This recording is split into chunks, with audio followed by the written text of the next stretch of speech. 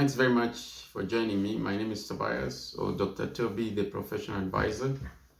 Yeah, last time I made a video about how to come to Canada, and I got a lot of questions about what about those people who are already here? What are the most important things that they need to do to get started in this country? Um, Also, what about those people already, got their visas or permanent resident visas or student visas, and they want to establish themselves here? So I was asked what things that needs to be done in order to well establish yourselves here. Anyway, I have 10 things that you need to do. Um, One of the most important thing that you need in Canada, as soon as you arrive, you need an address, family member address. But the address I'm talking about, you need a permanent home address. In other words, you need an address that you can use to receive mail. Receiving mail in Canada is very important. I can't overemphasize this. You need a mailing address in order to receive important mail, especially with the government of Canada. Everything, almost everything you do, talk about renting a house, buying a house, buying a car, driving, getting a healthcare card, getting a driver's license, getting a bank account. Every person from those agencies, from those places, they'll ask you for a mailing address. So it's very important that you have a mailing address. So this mailing address is not some kind of, you just ask somebody, to give you their address so that you can use it for mail. I would encourage you not to do that unless that person, you trust them. They're maybe your best friend, I would even say maybe they are a family member, then you can use their mailing address. Given if that means that maybe you don't have a stable home, maybe you're staying from one place to another. I'm not hoping you for this, maybe homeless, but I hope not, because many people come to this country, they're not that desperate, or they don't lack that. So yeah, so I encourage you to get a mailing address. It could be your own home, your own place where you're renting, or if you have money, you have purchased a house, which very rare. Very few people I know, and very few people I've seen that they just come to Canada immediately. They purchase the house, unless you're coming to those countries where they're rich. But most of the people I know are coming to countries that are not very rich, or if you inherited, millions of dollars or hundreds of thousands of dollars. Anyway, the point is that you need a mailing address that you trust, where you can receive mail. Yeah, so it's very important. The second thing that you need is an ID. Everything you do in Canada, especially important things, you need an ID. So how do you get an ID?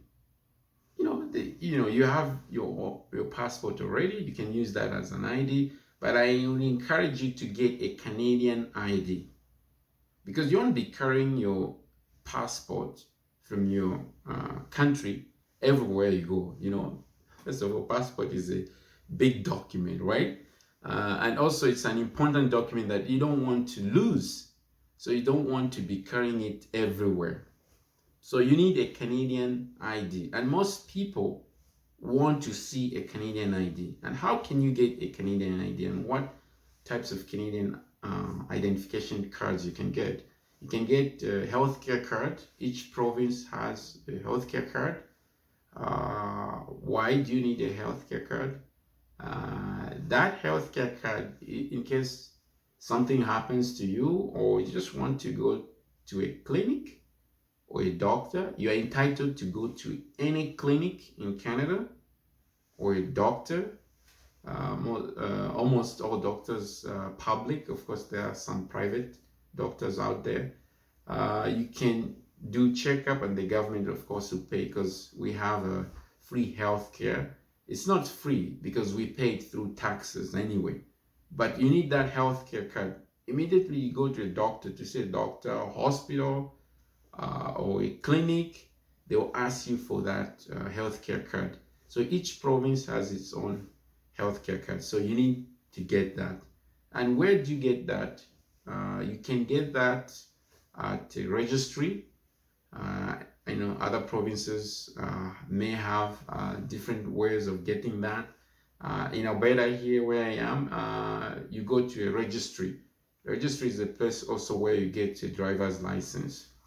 So that's what I would say the second thing. And the third thing for me is that you need, apart from ID, you need a bank account, because some of the things that you'll be doing, they need you to have a bank account. For example, a job.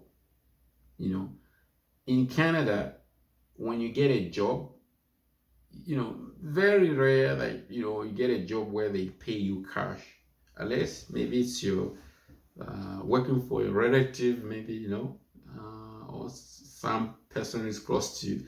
But in most cases, any company, any organization that you're working for, they will ask you for a bank account. So you need a bank account. The reason is that, like I said before, is that when you get a job, the job will need that bank information so that they can put money into that bank account. That's why you need that. And most places, they will ask for bank account. And the most important thing is that only give your bank account information to those you trust. Importantly is, your employer. Those are the people who need your bank account. And of course, you need bank to transact things, like to go and buy. You need a bank card, debit card, Visa card, MasterCard, whatever the bank will issue you to buy things. So you don't really need cash, to carry cash all the time. You can just have a bank account that you can use, to purchase goods, purchase groceries, to buy groceries. If you want to withdraw some money for cash for use, maybe you want to buy some coffee, small things like that, or buy headphones. So I would say the fourth thing is you need now to know how to commute, how to go around, maybe it's to your workplace, to visit your friends. So you need to know information how to get around. In Canada, buses, train system, city train, you can use trains, you can use buses. In some places, for example, in Alberta, I would, encourage you that if a person, you can drive, of course, drive, because Alberta is very big province, and sometimes the city is stretched. For example, the city of Edmonton is very well stretched, and Calgary is very well stretched. To get from one point to another could be far. So yeah, if you can afford to buy a vehicle and you can drive, you need to think about that. And even before you drive anyway, you need a driver's license. That's another form of ID. Think about getting a driver's license. Once you figure out, that you want to go by driving a car to one place to another, either work, you need to get a driver's license first. So there are processes to get a driver's license. Your driver's license here, when you come from another country, may not be valid. Sometimes they give you 3 months, sometimes not, depending on the province, depending on where you are. So it's important to go and find out from the driving officials in your province where you are. In Alberta, for example, from my own personal experiences is that, if you're coming from another place, they'll give you 3 months, but within 3 months, you must change driving license to Alberta. And there is a process for that. They will take that driver's license you have from your home country and they can convert it to driver's license here. Sometimes some people start from a learner's driver's license. Some people even never start to drive because their driver's license is not recognized. So there's a process to get a driver's license. So it's not just you exchange just like that.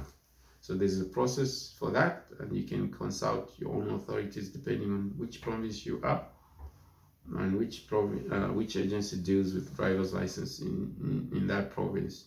So that's what you need. And then think about how to move around. If you choose not to drive, of course, there's a bus system. You can figure out the bus route, how to go from one place, how much it costs, what's needed. For example, here in Alberta, you need a ticket to be on the train.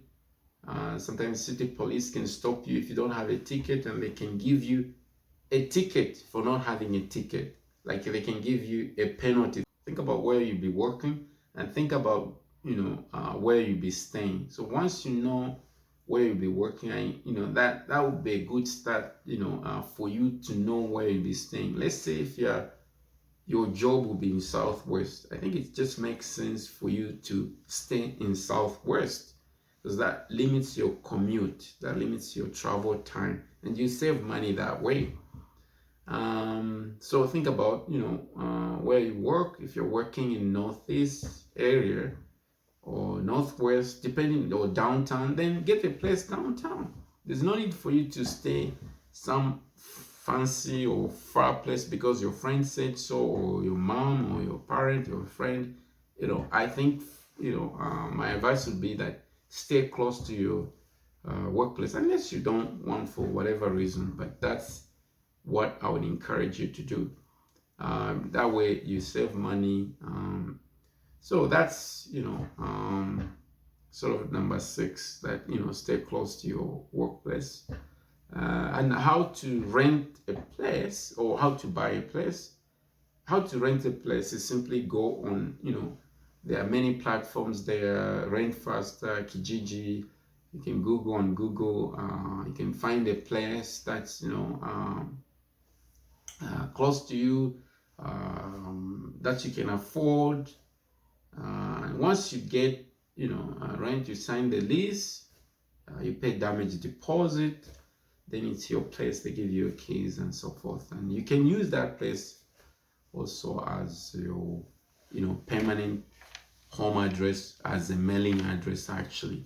So yeah, that's one of the most important thing. Now I guess the 7th thing I would say is that you doctor's checkup. Now that you have a healthcare card, you need to go for doctor's checkup. It's like annual checkup.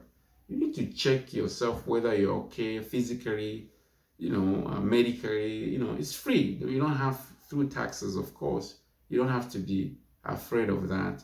So you need to know how well you are. It's important to check. Who knows, your blood pressure could be high. So that's very important to do, just to check, to go to a doctor and have a checkup. The thing I wanted also to talk about, it's important to be close to your community. I'm not saying that if you're Indian, stay with Indians. If you're African, stay with Africans. If you're Chinese, stay with Chinese, and so forth and so forth. No. I encourage you, to live in a diverse, community. Canada, we embrace diversity and inclusion. So it's important, anyway, there's the reason why you are moving from your home country. Also, it's also to learn how other people do things. Diversity is very important. It brings strength. So live anywhere where it's convenient for you. Don't worry about different colors of people and so forth. But this point is for, like, some people like to go to church, mosque, or find an agency, community gathering where you go every Sunday or every Tuesday, whatever. find a place where you can go to get some community support. Some people it's church, like I said, mosque, and so forth. So it's important to have that in your life. So I guess number 9, I would say that think about applying for a good job, a good paying job, a good job that you feel satisfied, or even applying for schooling. Really, not only jobs. Some people want to improve their skills and their education. So that's some of the things that you have to think about is a job. And how do you apply for a job? Use a resume. Canadians, they value Canadian experience. Maybe job from your first experience. Experience from your first job might help. Another thing is that going to school is also part of your experience. Who knows, you can have a work experience in your schooling. So that's very important. Think about that. But the last thing, number 10, but not the least, is that now think about your plan. Have a plan. Have a plan in Canada. What do you want to achieve in the next 5 years? Don't just leave and from work, home, work, home, and so forth. No. Think about what you want to achieve. Maybe you want to get married. Maybe you want to have 10 children. Which I don't know. I don't encourage unless you have lots of money. Anyway, things like that. Have a plan. So yeah, if you have any questions, you want to reach, you can reach out. I put a link. And I want to put a disclaimer out there that I'm talking this from my experiences, and I'm not representing any agency like Canadian government or anything like that, but from myself. Yeah, thanks very much. Take care.